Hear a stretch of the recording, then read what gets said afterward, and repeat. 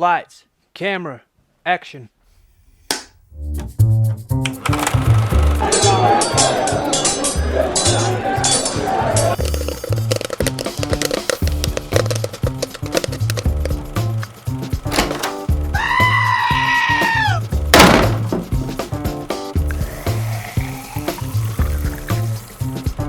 And the winner is... Welcome back to Current Buzz, part of the Oscar Reel Movie Podcast. As always, Matthew and Haley Schmidt here with you. Today, what we've got is a movie from this year, 2020, The Way Back, directed by Gavin O'Connor, who directed the likes of Warrior, which is, I know, a movie I love and I think you liked as well. Miracle, which is your favorite sports movie of all time, and I also think is a great movie. Yeah, that's a good one. Oh, okay. Yeah, all right. I thought you'd flat out just said that when we reviewed that. Maybe I did, I don't know. Okay. And stars Ben Affleck. I mean, there's a couple other leads in this too, but he's really the focal point and centerpiece of this movie. Somewhat, I don't want to say a passion project of his, but a therapeutic movie of his, at least, I would say. It's he plays Jack Cunningham, who was a high school phenom basketball player, but since, in his adulthood has become a wreck more than anything. Clearly just a straight up alcoholic. Spends his days and nights working his job at a construction site, and then nights at a bar where he just gets hammered, where I guess an old friend of his dad's will just every night drag him back to his apartment, put him in his bed, and then basically starts the process all over again the next day. We do find out why to that eventually by the end of the movie. And he gets asked to coach the high school team, like his former high school's basketball team, because their current coach had a heart attack, so they need to fill the slot. He reluctantly agrees, and then, the movie kind of goes from there. I figured we'd start out, since this is a fresh movie, we'd start out with somewhat non-spoilers at the beginning. Just a couple things, we'll just say a couple initial thoughts on the movie, spoiler-free, or give our scores, and then we'll jump into the spoilers. We'll give a warning about that beforehand, though, so... Yeah, did you want me to fair. go first on initial thoughts of the movie, or... Yeah, sure. Okay. We'll start there. Just so I know where the line is for Okay. spoilers, so I can kind of gauge off of how much you share. Oh, that's fair. So I did like this movie overall. I enjoyed it a lot. I would say the first 3/4 of it is a fairly... I don't want to say generic, because this does take a pretty deep, rough look at alcoholism. But as far as the basketball and coaching goes, it's a fairly generic movie or storyline. It kind of goes where you think it's going to go. In fact, I think sometimes it even goes less. Like, I think in movies in the past, like Coach Carter or Hoosiers, staying specific to basketball, I think you get to know the players a little bit more in those movies. In this movie, you maybe get to know one, maybe two of the basketball players, and that's it. I think they don't really go too deep into that. But then the last quarter of it takes a little bit of a different turn than I thought it would go, which was a pleasant surprise. I liked that, which is probably what elevated it for me. But overall, what elevates this movie to me into a good or close to great movie is Ben Affleck's performance. I knew that going into this, that the big thing about this movie was Ben Affleck and his performance in this movie, and it didn't disappoint. I thought he was phenomenal. And when I mentioned earlier that this was like a therapeutic process for him, it's because it's no secret he's gone through a lot of issues when it came to alcohol and like abuse and things like this. So I think this, if it wasn't him in the role, it might not have been as powerful, but just knowing the things that he's gone through and seeing him in this role, it added a level to me, at least, in a good way. And I do think he was pretty phenomenal in this movie. So I get my score is going to be a 7.9 for this. And yeah, overall, great movie. And we'll get into like the last quarter and some more specifics later on. But what were some of your thoughts? Yeah, I kind of, I guess, kind of reiterate some of the stuff you said. That a lot of the story for like the first 2/3, like you mentioned, are fairly predictable, which it's funny because when we first talked about the trailer on the show here, that's what you said. You're like, this seems pretty cookie cutter, like pretty predictable. Like we know how this is gonna like play out. And for me at the time, I thought, well, whatever. Like I don't care as long as the story's good, it's fine. But honestly, I found myself being like frustrated with the predictability. So it didn't necessarily take away from the story because you're right, like there's some more events and stuff that happen later on that I think make it a little more unique. But I think part of it too is like we do watch a lot. Well, one, we just watch a lot of sports in general, but we're always fans of like sports related movies too, and so a lot of the basketball action like becomes pretty predictable. So I think that got a little bit slow, but you're right. I mean, like this entire movie is Ben Affleck. Kind of like you said, there aren't a whole lot of other actors in this worth, I shouldn't say worth mentioning, but there are many faces that you would recognize, and we barely get to know any of the kids on the team, so this really is like all about Ben Affleck, and he did a wonderful job. Yeah. One of my favorite moments of the movie was his first game that he coaches is against like the best team in the state, and they get slaughtered, and that the opposing team, they just dunk the ball all game long, and you yelled out Italian dunkers while watching the movie. One of my favorite school lunches, Italian dunkers. Glad to see like the hasn't made you more hungry or think about food more often than usual, so we're dropping that on the pod now. I'll bleep it out. Italian dunkers. Yeah, that was a good lunch. Yeah, but why did you bring this up? I just had that as a note that like Haley yelled Italian dunkers while the opposing team dunked so much. Yeah, it makes me want some like French bread. Some marinara you had a sauce. Stouffer's for lunch, pizza and French bread, so there you go. Yep. But in all seriousness, I mean there's some cookie cutter sports stuff in this, like when they're introducing the starting lineup to him. You've got like, here's these stereotypical movie roles for basketball players. Here's the best talent on the team who's quiet and afraid to be a leader.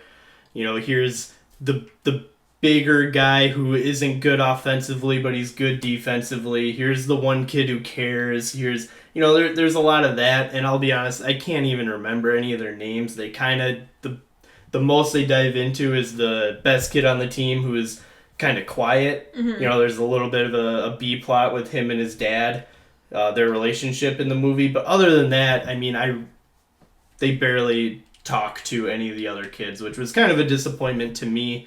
The one scene that does stick out a little bit, and this just sets up how big of an alcoholic or big of a drinker he is, when he's wrestling with the idea on whether to accept the job or not.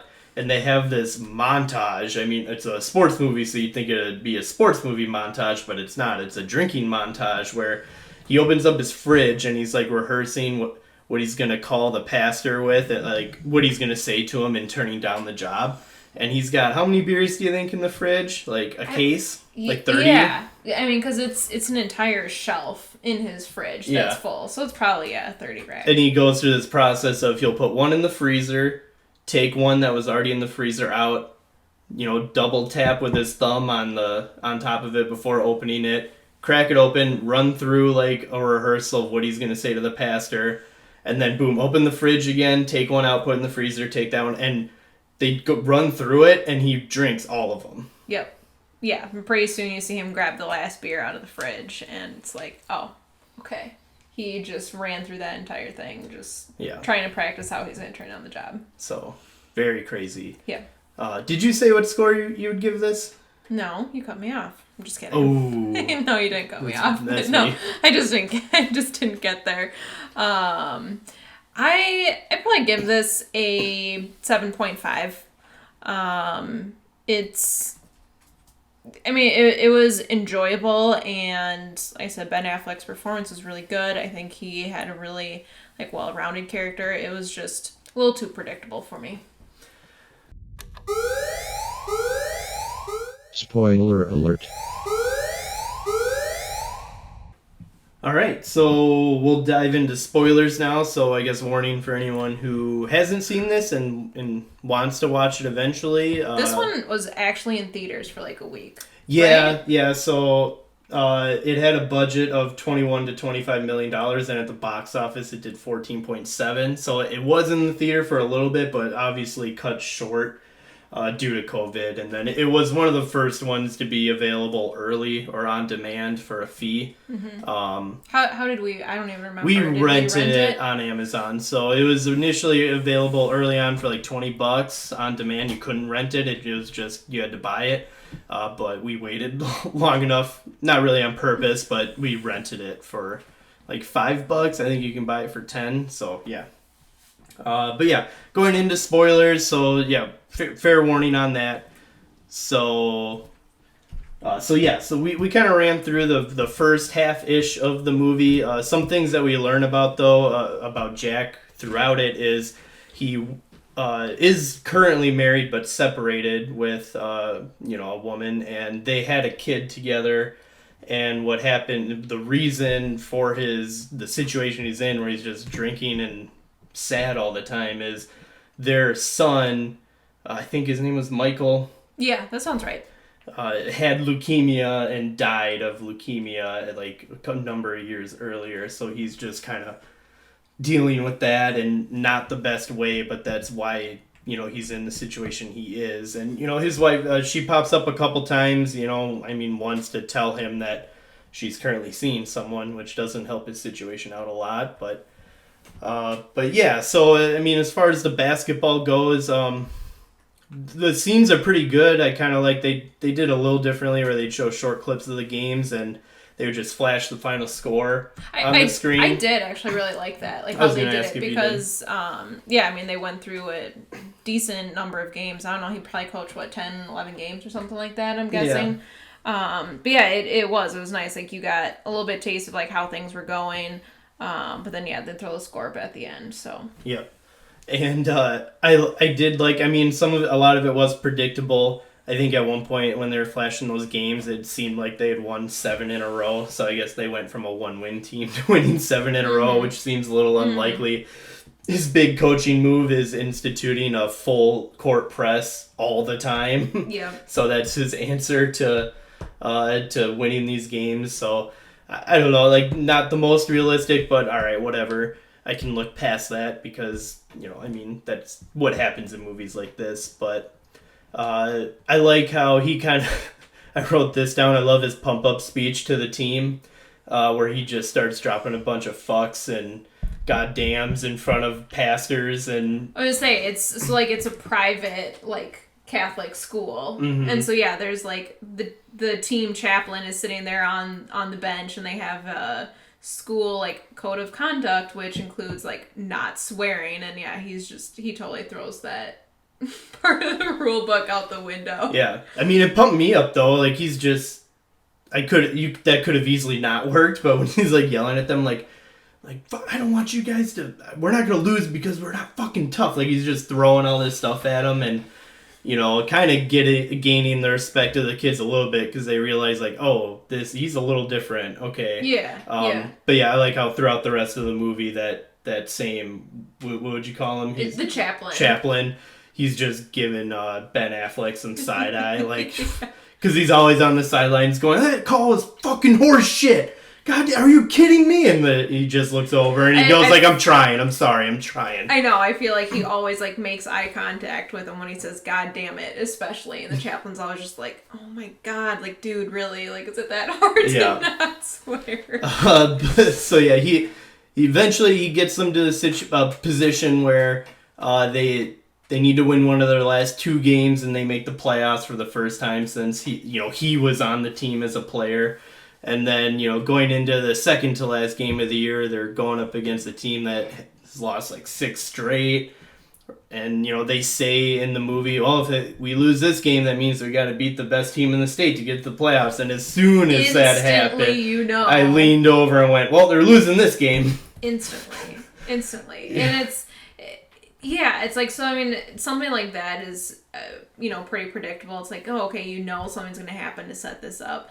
But, there were little things, too, where it's like, they have that, like, classic trope where, the priest comes and says, hey, we need a coach. You were the first person I thought of.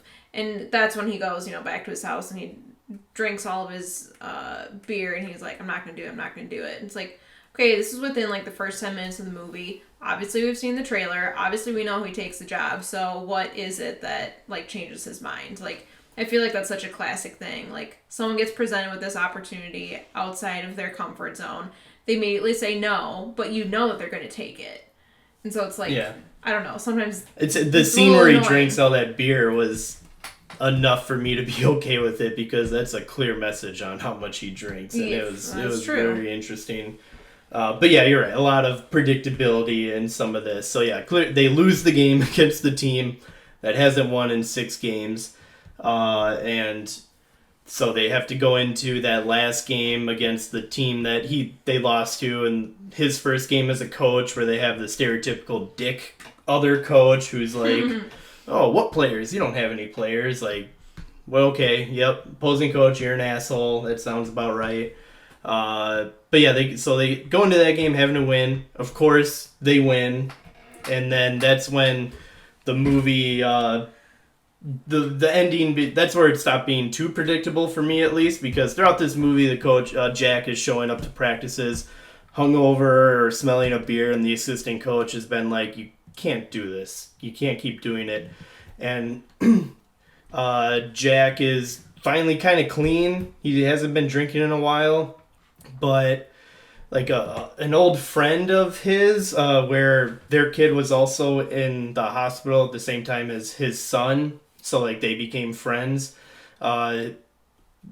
This other son has been doing pretty well, but then he gets a call that like he's in the hospital and ends up passing away, and Jack is in the hospital when it happens, and he has all these flashbacks of his own son, and that kind of drives him to the bar and goes on one last major bender, and then shows up to practice hungover, and then that assistant coach kind of turns him in, and Jack gets fired from his job. So it takes a little bit of a different turn there than I think some other basketball movies, which was nice, a little breath of fresh air. I'm like, okay, yeah, that would happen. I mean, you can't keep showing up drunk to practices. Right, and it's like all these kids that need his help have kind of turned him around, but, on the flip side, like, another kid that's been part of his life, passes away or whatever and totally derails him. So I think it shows, like, a level of his character and kind of, like, the reason why some of this stuff has helped him, but also like how it's bringing him back down too. Mm-hmm. So he loses his job and ends up going to rehab. And while he's in rehab, the team is getting ready for their playoff game and saying we're gonna win this one for coach. And during their pump up speech right before the end of the movie, the players say like, yeah, let's win this one for fucking coach or whatever. And then the chaplain looks at the players and the assistant coach is like, I'll talk to him. That was kind of funny. But yeah, so it ends with the team playing in a playoff game. I think winning, there's kind of like a radio, like as if you're listening to the game on the radio, you can kind of hear like a voiceover, and it seems like they're winning. It seemed like the voiceover is like, oh, they can't miss. And then in the meantime, Jack is at the rehab facility, and he's like shooting hoops. Like he's actually shooting around. And he had said earlier in the movie that after his son died, he hadn't touched a basketball, so that's kind of the symbolism of like he's finally healing and getting past this. Mm-hmm. And then that's how it ends. So a little bit of a different turn at the end, where it actually reminded me a lot of Flight, that Denzel movie where he's the pilot. I mean, going into the way back, I knew that this alcohol was going to be a topic, but I had no idea going into Flight that it would be. Mm-hmm. And that's another case of like, Denzel's a good pilot who saved a bunch of people's lives, but he did it while drunk. Yeah. And the movie takes a turn at the end where it just turns into you did a good thing, but you did it incorrectly, so you have to go to rehab. That I didn't see that coming, and that reminded me a lot of this movie, where it's like Jack's doing a good job, but you're drunk, so you got to go to rehab. Like, there are consequences. So it reminded me a lot of that movie, actually, in some ways. Maybe not the best comparison, but it's the one I thought of. Sure. But yeah, people are praising Ben Affleck for this movie. I mean, obviously because it's a little personal or hits close to home for him. There have been barely any movies that have come out this year. Would you give him an Oscar nomination for this role? I mean, without comparing it to anything else we've seen this year, things that have come out this year, because you're right, it hasn't been a lot. Yeah, I mean, his performance is what carries the movie, but at the same time, I wasn't, like, blown away, like, oh my god, this is definitely an Oscar nomination. I would be happy for him if he did get one for this. I wouldn't be completely surprised. But you know, sometimes like you see those movies, you're like, oh my god, this role is so iconic, like this is definitely going to get a nomination. I don't necessarily get that feeling from this.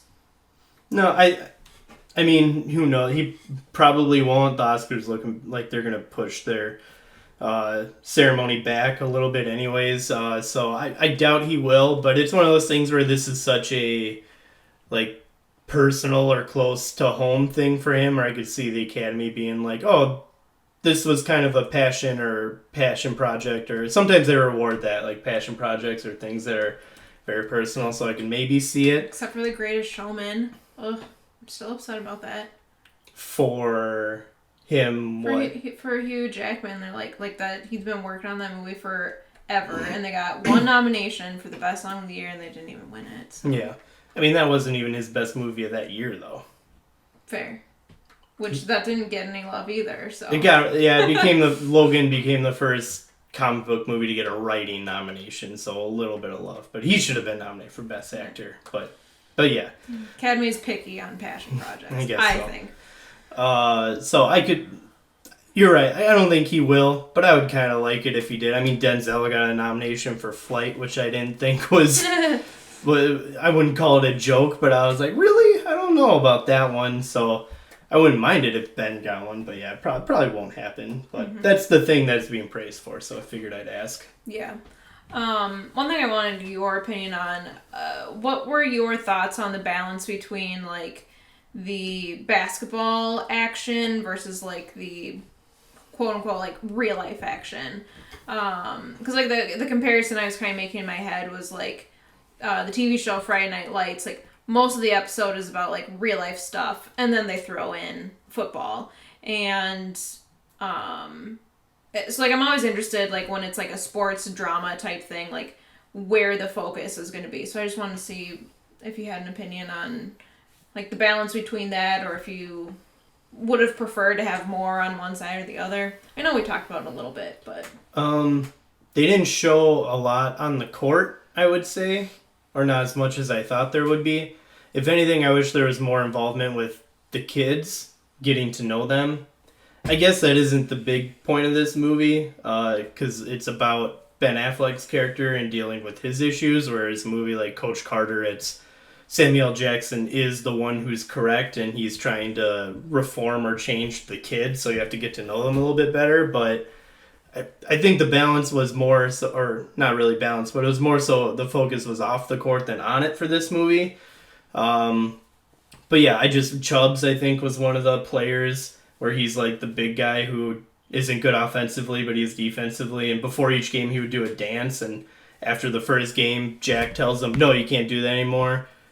And I thought they would dive into that a little bit more. Like, there'd be a point where Jack would be like, hey, do the dance, to, like, pump him up before that last game. But they, like, never address that ever again. Like, they dance after the game, but he doesn't let him do it before it. Yeah, he does dance again, but you're right. Maybe it's not, like, at the beginning of a game to pump him up. No, it's after the game is done and they win. But, they have the starting five and then, like, one or two bench players that come in and out. But I couldn't tell you any of their names. And they have this senior who's, like, the guy who, like, shows the most respect. Like, come on, guys, don't mess around. Let's play. I think he has 2 seconds of screen time. Like, I don't know. I wish they would have dove into getting to know the kids a little bit more. Yeah. But I get that isn't the focus of the movie. Yeah, and because throughout the movie I was kind of thinking, like, how we really aren't getting a whole lot of backstory on these kids, or, like, we don't, they're not spending a lot of time on them. But with the way that it ended with, like, you see them run to the corpse, and you just hear, like, the radio commentary over the Jack Cunningham, shooting hoops at the rehab center, like you said. Like, their intention was to focus only on Ben Affleck's character, like, Jack Cunningham for the most part. So I'm like, okay, like, I see obviously, like, that's their point of view and what they want to get across. So I think I was okay, like, more okay with it by the end. Were you were disappointed early on, though? A little bit. But yeah, I mean, like, the different kind of, like, sections of the movie, it kind of goes back and forth, because, yeah, it's, I mean, obviously the basketball is a big focus in the middle, but then, he goes through some more tragedies in his personal life, and, but, there's, basketball kind of brings it back at the end, so. One thing I'd like to point out, by the way, movies like this have given me completely unrealistic expectations of what it takes to be a scholarship athlete. Because it's like, he comes in and they've won one game. They've got, like, this, we've said, like, oh, there's this quiet kid who, they're kind of, like, waiting for him to step up. And, all of a sudden by the end of the movie, he's like, yeah, I could have a full ride to blah, blah, school. And I'm like, God, like, what does it really take to be a scholarship athlete? Because watching movies like this, I would have thought, like, everyone in our high school earned a scholarship. Like, that's one thing where I'm always like, okay, that's not really that realistic, is it? So I don't know. I just wanted to point that out. No, that's fair. Yeah. Anything else that you have on this movie? No.